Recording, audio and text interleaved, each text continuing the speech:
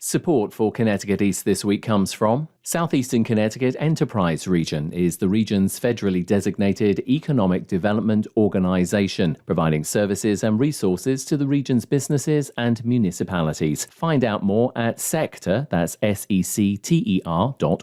Service Master by Mason are experts at eliminating harmful mold and mildew from your home or business. Don't let mold damage your property and cause health concerns. Call 860-455-1249. And Day Kimball Health, nationally recognized by Leapfrog, Becker's and the American Heart Association. Day Kimball Health, healthcare in motion. Learn more at daykimball.org. Its last CEO retired after 50 years, so what's next for the non-profit TVCCA? We sit down with the non-profit's newest and youngest CEO, Joshua Kelly, to find out his plans moving forward. Plus, we take a look at other stories making the headlines from around the region. This is Connecticut East This Week.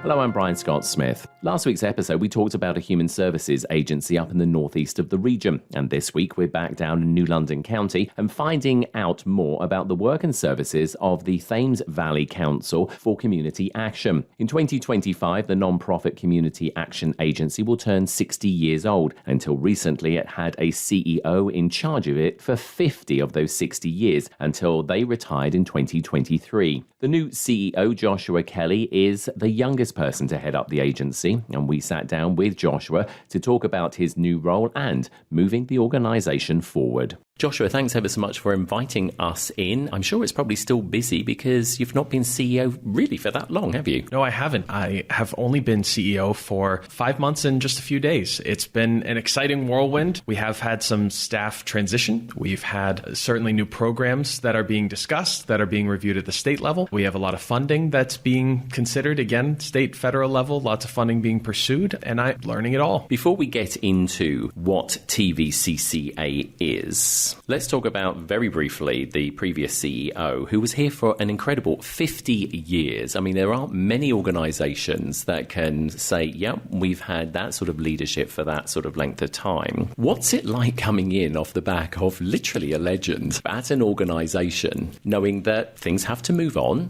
and things have to change as well? You know, it's a challenge and an opportunity. The opportunity is Deb Monahan, my predecessor, left TVCCA in an amazing position. She worked, like you said, a lifetime to make sure that TVCCA's programs grew, the number of programs that we provided expanded, and that the people of New London County receive the best quality services as well as that quantity. So I'm in a very fortunate position where there's a ship that runs really well, and I have now been asked to come in and serve as its captain. And I also have some challenges because, of course, I'm not Deb. I have had the opportunity to be the CEO in another organization. I've come into other organizations before in this capacity, and it's a challenge every time, but it's about making sure that expectations are set, about making sure that people understand that things aren't going to change radically right away. You know, I've been trying to be a sponge, trying to absorb as much as I can of what Deb was delivering on a day-to-day basis, what Deb brought to the table, try and take as much of that as I can and make it my own, but at the same time, making sure that everybody knows what direction we're headed in and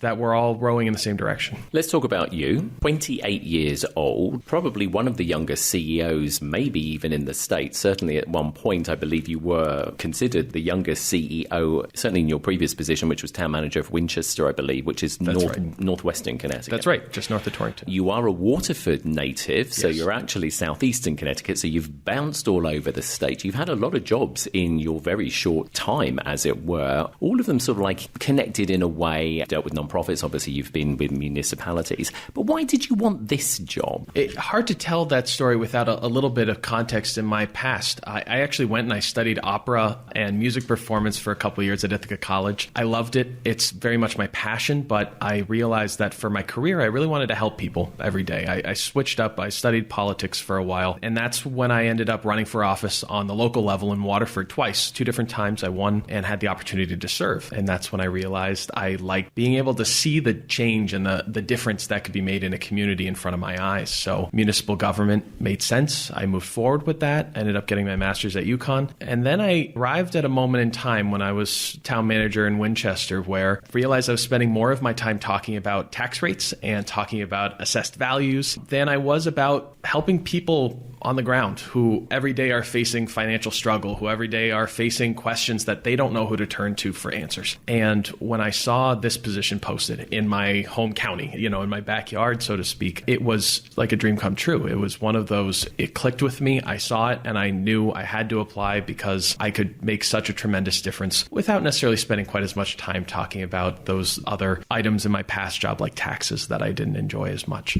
So an opportunity to impact more lives, an opportunity to work with more staff members, an opportunity to give back to the community and the communities surrounding that really gave so much to me when I was growing up. As we said, nonprofits are different to municipalities. We're not just talking budgets, but also, the scope of their work. Municipalities can often be quite narrow in scope because there's a lot of departments. Nonprofits, certainly a little bit of a wider scope. How much pressure are you putting on yourself coming from that arena into this arena? And also at a time when, all nonprofits are struggling. Absolutely. It's a tremendous change. It's a tremendous difference. And I just said all of that about not wanting to talk about taxes, but it's much easier to try and expand a social service department in a municipality when you can adjust the tax rate. When all of a sudden here I am in the nonprofit sector and I have to have conversations, I have to make connections, I have to really keep my eye out for grant opportunities and work with the staff that is knowledgeable about all of these systems to try and attract and bring in funding that's going to expand whatever program it is that we're looking at. And then once we have the funding, the number of strings that are attached too, in a municipal government, for the most part, when we had our various social service programs, which weren't numerous, but we had a few, we were able to write our own policy. We said, well, this is a need that we're seeing in our community. This is how we're going to address it. And now it's, well, this is how the state believes we are best able to address it. Even if we see things a little differently, we're going to go with them. That's what our contract says. And that's the way in which we're going to administer our programs. So as a community action agency, TVCCA was founded back in 1965 after a number of laws were passed on the federal level to establish the community action agencies to fight poverty as part of the war against poverty. And we're in a position now where we've really taken a look at our mission statement. And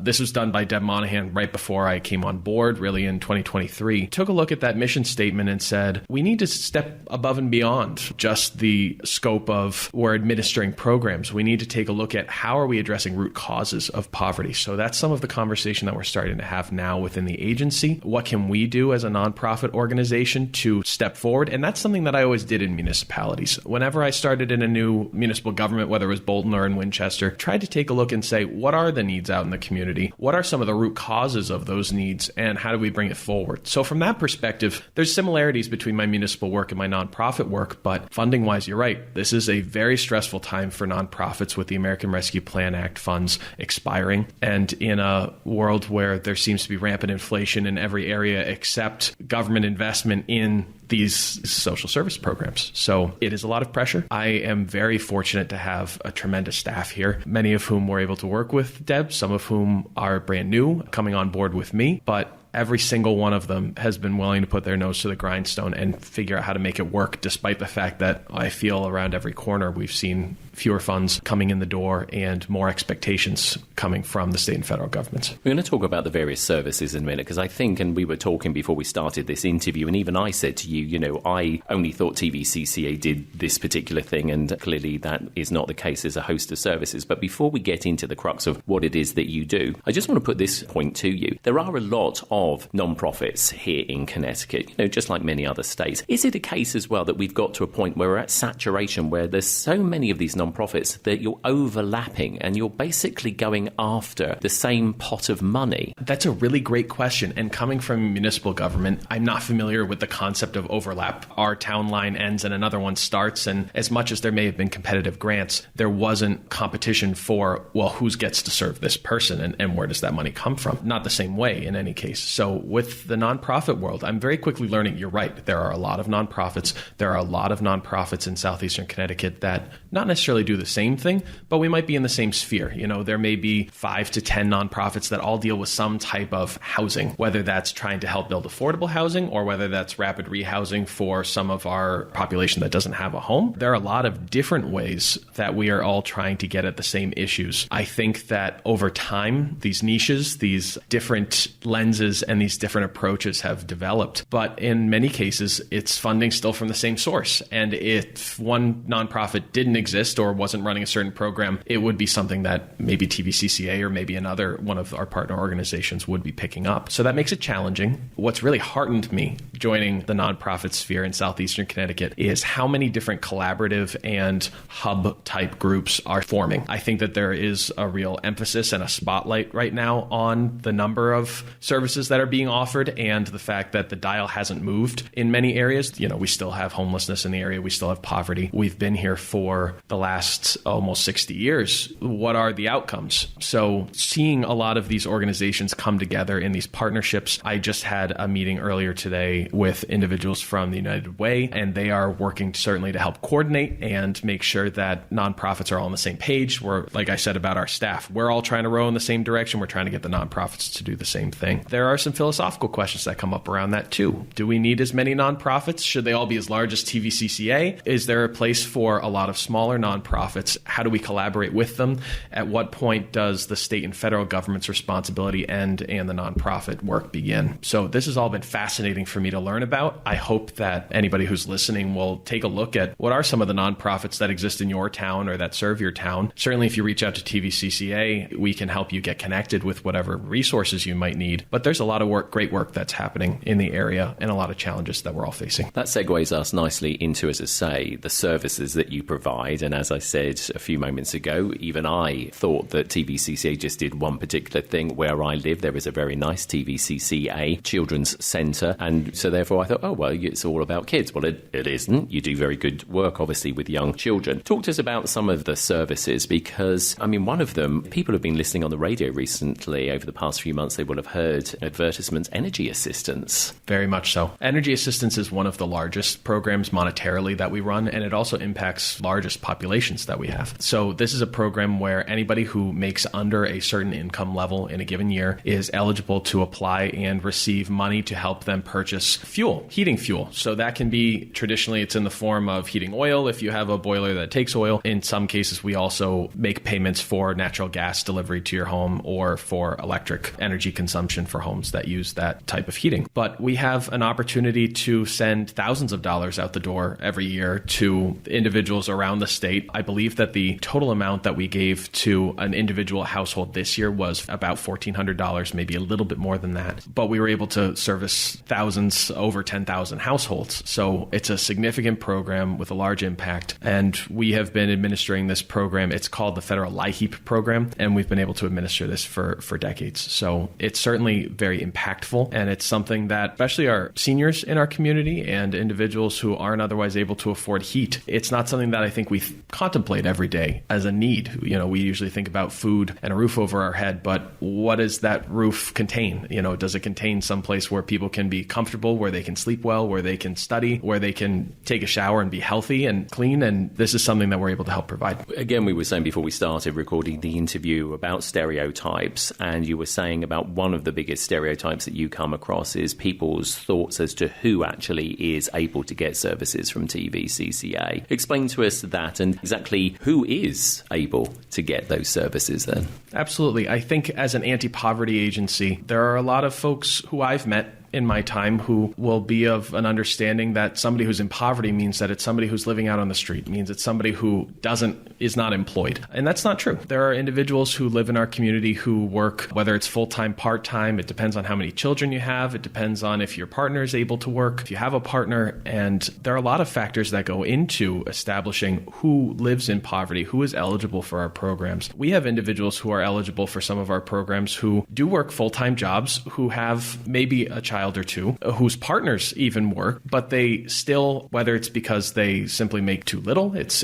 a minimum wage job, whether it's because maybe in certain programs our eligibility requirements have a higher threshold or some combination thereof. But there are a lot of individuals who work those full-time jobs, who have homes, who maybe are just older and are on a fixed income, who are all eligible. We have a lot of seniors who rely on our energy program in particular, and it's a huge help to them as individuals who may not be dealing with a significant amount of money each year to cover their base expenses. This is something that makes sure they don't have to sweat in the winter. I'm just going to quickly list some of the services, and then I want to get on to back to the child services. But things like you've mentioned seniors, you've got housing, you've got food and nutrition, you have financial services that you can assist people with, employment, Alliance for Family Support, and you've got things called assistance navigators as well. So just to give people a quick rundown, as I say, unfortunately we can't go into all of them, but that is a host of services that you provide. Let's get back to the children, because that's now become a real sort of like hot button issue here in the state, along with obviously a few others, is the childcare crisis. And I know that TVCCA is first and forefront there, along with other agencies looking to try and help and deal with that matter. Talk to us about what it is that you're doing and what sort of like services, but also I believe something in Groton may be materialising as well, which is very, very important for the people in that sort of area. So, bring us up to speed on that. Just to provide a little context about TVCCA in the childcare realm, we own and operate 3 different facilities throughout southeastern Connecticut that are center-based childcare and early childhood education. And those are located in Groton on Center Street and on Bayonet Street in New London. And then we have another one in Taftville. So those are our 3 centers. We also have some classrooms that we're able to make use of in Griswold. I know that we have some services that are provided out of the Friendship School in Waterford. There's another classroom in Montville. And these are all areas where we're able to provide not only federal Head Start programs, but also state-funded Little Learners programs. So this is working with children who are aged 6 weeks up to 5 years old. Depending on how old they are, they may be eligible for or ineligible for different parts of that program, of each of those programs. But it's very holistic for early childhood education and care. And we also have an early Head Start program, which is home-based, where we have visitors who will go out. So as you said, have these facilities, and there's an increasing demand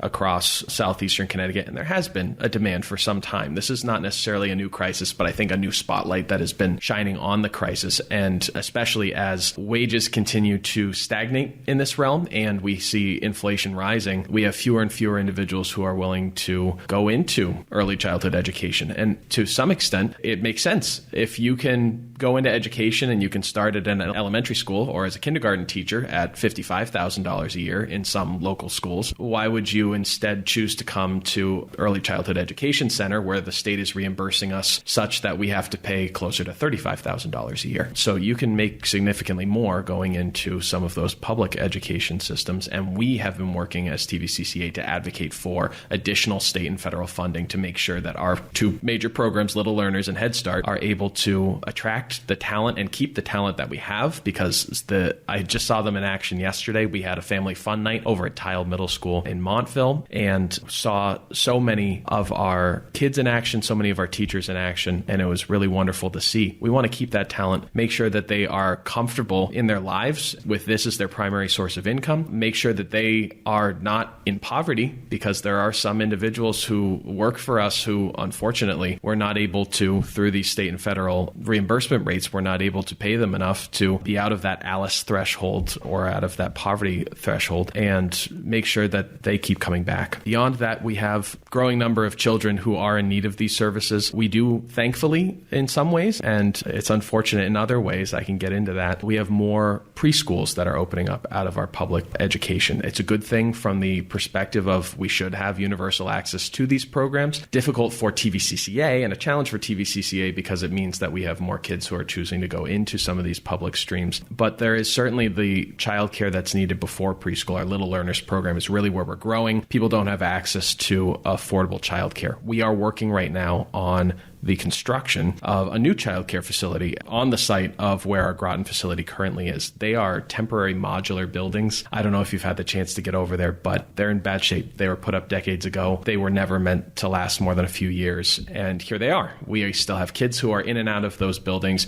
every weekday. So we are working hard to try and fundraise and advocate for money from, so far we have $3 million thanks to the help of Congressman Joe Courtney and his office and the advocacy that he did at the congressional level. We have another $2 million that was very recently awarded to TVCCA, and that's still pending through the state government. Representative Christine Conley was a huge help to that, as well as a number of other representatives, such as Representative Kathleen McCarty, who's on our board of directors. So we've been blessed to have support to get us to a threshold where we've now reached $5 million in fundraising. This facility, though, is, with inflation as it is right now and the cost of construction materials and labor, estimated to cost $17 million. So we continue the hard work to cross that threshold and move forward. I suppose the final point I want to put to you, and thank you for your time, do you think this has been a bit of a baptism of fire for you? I'd say so.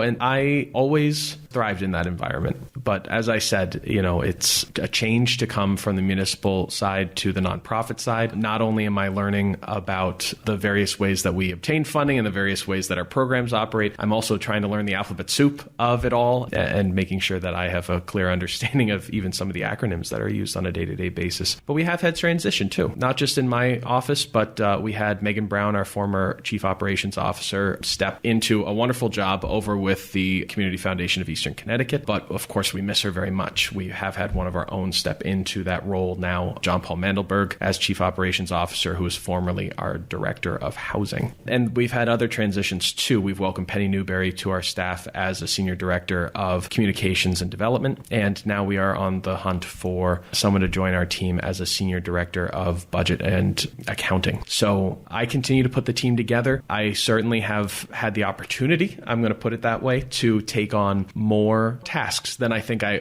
imagined taking on in my first 5 months, and really getting my hands dirty and doing great things with the work. And I am very impressed with the staff, the way that they run. I wouldn't have been able to endure the baptism by fire without them, but I would say so. It certainly has been an enlightening experience, a good challenge, and I can't wait for what comes next. Joshua Kelly, the CEO of Thames Valley Council for Community Action, otherwise known as TVCCA. Thank you so much for your time. Thank you ever so much for being on the podcast. And of course, we wish you and the entire team continued success. Thank you very much. And if you want to find out more about the services and resources of TVCCA that might be available to you in your area, then head over to their website at tvcca.org.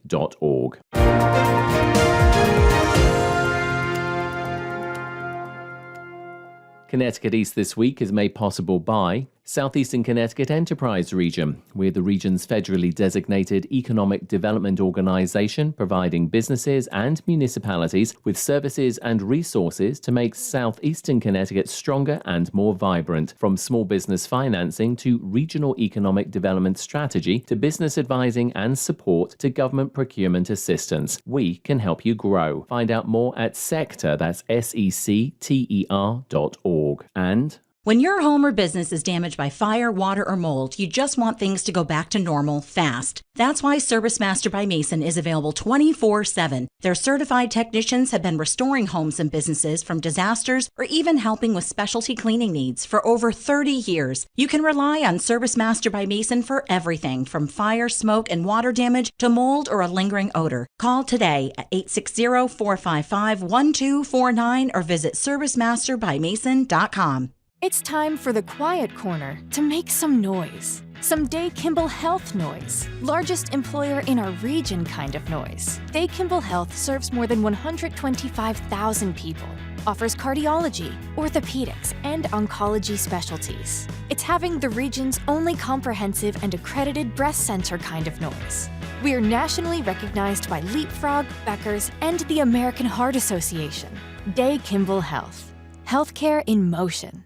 Time now for a look at other stories making the headlines this week. Connecticut's General Assembly is weighing several bills related to climate change. Edwin J. Vieira from the Connecticut News Service has more. It comes after what advocates describe as detrimental inaction on the legislative body's part in the last 2 years. This is due to misinformation, Republican filibusters, and committee inaction. HB 5004 is a major climate bill before lawmakers. Lori Brown with the Connecticut League of Conservation Voters says it covers a lot of ground to put action behind the state's 16-year-old climate goals. This effort this session is all about what can we do that would incentivize businesses, individuals, organizations, companies, entities, institutions, all to start really taking steps towards reducing greenhouse gas emissions. The bill received wide support at a public hearing. Critics say the bill encroaches on their freedoms and eliminates energy supply competition. Others argue climate change isn't caused by greenhouse gases, so this bill is unnecessary. HB 5004 is expected to be voted on by the House this session. I'm Edwin J. Vieira.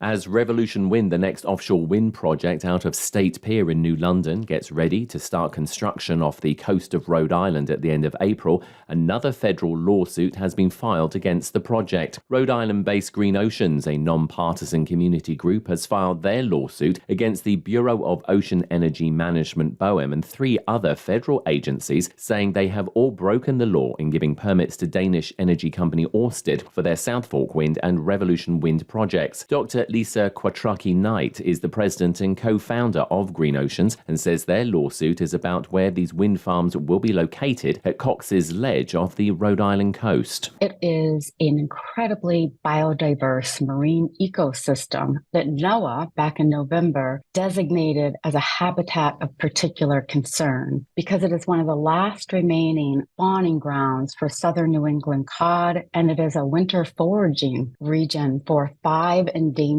whale species. Nothing should have ever been developed on Cox's Ledge, and yet they have gone ahead and permitted these 2 projects. Nicole Verdi is the New England head of government affairs and policy for Ørsted and said they can't talk about the lawsuits but do recognize there is pushback against this new industry in the US. The states in New England have really ambitious mandates or goals when it comes to the clean energy transition, but the states aren't going to build the clean energy. You need to partner with developers. Ørsted tries to be that partner to really help support the clean energy ambitions of the states, and we do try to do that in a thoughtful, genuine, kind of open educational approach, and we're going to continue to do that, and hopefully, folks will understand what we're doing and why and be supportive. The Preservation Society of Newport and the Southeast Lighthouse Foundation, both based in Rhode Island, filed their federal lawsuits against BOEM, saying the agency ignored the National Historic Preservation Act and the National Environmental Policy Act when it granted Ørsted its offshore wind permits. South Fork Wind, a 12-turbine wind farm, is already producing clean energy for homes in New York State, and the 65-turbine Revolution Wind will provide clean energy for Connecticut and Rhode Island when it's completed. The lawsuits are not against Ørsted. Residents of the City of New London will soon get a unique look at how their city is run. A neighbourhood academy is being restarted by the city in the hopes it will provide more civic engagement between City Hall and the local community. Mike Passero is the mayor of the City of New London and says it's a great opportunity for people to learn. They get the behind-the-scenes look into the police department, the fire department, all of the departments. They also learn about all the boards and commissions, very important parts of government like the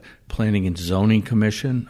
But that's all civilians serving in government positions, and just how the basics of the city council and the administration, how we work together, the budget. They learn all about how the city works, and it's an eye-opener for a lot of people. The Neighbourhood Academy was originally established in the city in 2005 but stopped in 2016 when the coordinator Barbara Dixon retired. Yamila Mateo is the new Neighbourhood Coordinator and says they hope the local community will embrace this opportunity to access what the city has to offer them. The direct government into the New London City Hall and beyond the City Hall. We are functions, we have different people, we have the building department, we have the rec department all in one that people don't even realize realize, how do I get a birth certificate from the city clerk? Even little things like that. So it's going to be a lot of education, an initiation, so that people can take their city back and say, I want to be empowered. It's believed the Academy is the only one of its kind in the state currently. New London residents can apply for the Academy by visiting the city's Facebook page, and applications must be in by May 15th. And April is National Donate Life Month, celebrating those living and deceased who made the decision to donate their organs, eyes or tissue and give hope to the 100,000 people across the nation who are on the National Transplant waiting list. And according to the latest figures from the Donate Life organization, Connecticut hit a new record in 2023, with 130 deceased Connecticut residents being organ donors that year, up from 116 in 2022, and that number has been steadily climbing for the past 5 years. Currently in Connecticut, 1,061 individuals are on the donor waiting list. You can register to become a donor at the Donate Life website or by checking yes to organ donation on your driver's license.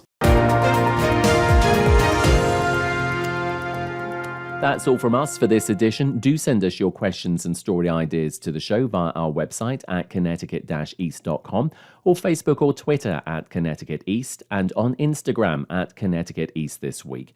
And you can listen to the show again on our social platforms, on demand, and by asking your smart speaker to play Connecticut East This Week podcast.